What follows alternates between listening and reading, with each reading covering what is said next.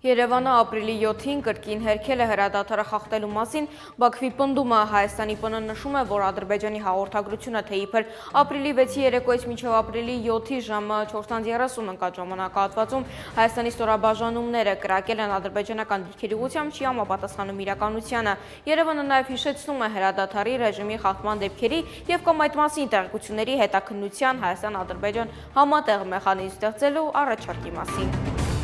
Ռուսաստանը բացի Հայաստանի հետ համագործակցության համար Երևանում ապրիլի 7-ին ասել է Ռուսաստանի նախագահի միջազգային մշակութային համագործակցության հարցերով հատուկ ներկայացուցիչ Միխայիլ Շվիդկոյը շեշտելով. Մոսկվան պատրաստ է նրան, ինչին պատրաստ է հայկական կողմը։ Նա վաղը և մյուս օրը կհանդիպի տարբեր գերատեսչությունների ղեկավարների, արտգործնախարարության, մշակույթի նախարարության, կառավարության ներկայացուցիչների հետ։ Նա ընդգծել է, որ խոսքը մասնավորապես կինոյի, թատրոնի, բեմարվեստի, գեղարվեստական կրթության ոլորտներում հարաբերությունները զարգացնելու պատրաստակամության մասին է։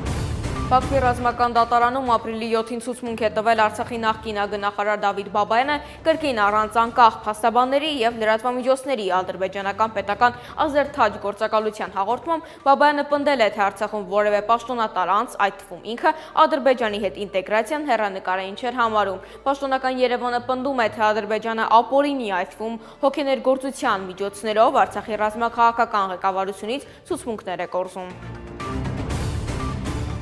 Ըմբշամարտի համաշխարհային ֆեդերացիայի Եվրոպական խորհուրդը օլիմպիական չեմպիոն, բազմակի մրցանակակիր, աշխարհի քառակի, Եվրոպայի 7-ակի չեմպիոն, եվրոպական խաղերի չեմպիոն, հունահռոմեական ոճի լեգենդար ըմբիշ Արթուր Ալեքսանյանին ճանաչել է Եվրոպայի հունահռոմեական ոճի տարվա լավագույն ըմբիշ, այս մասին հայտնում են Հայաստանի ըմբշամարտի ֆեդերացիայից։